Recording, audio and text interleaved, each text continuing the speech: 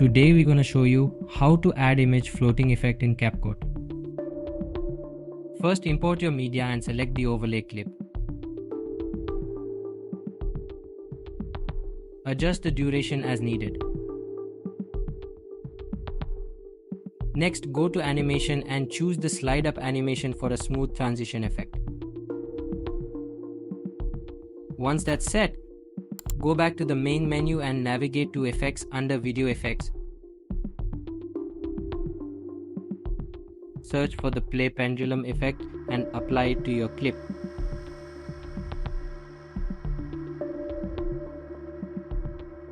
Then select the effect layer and go to Object from there.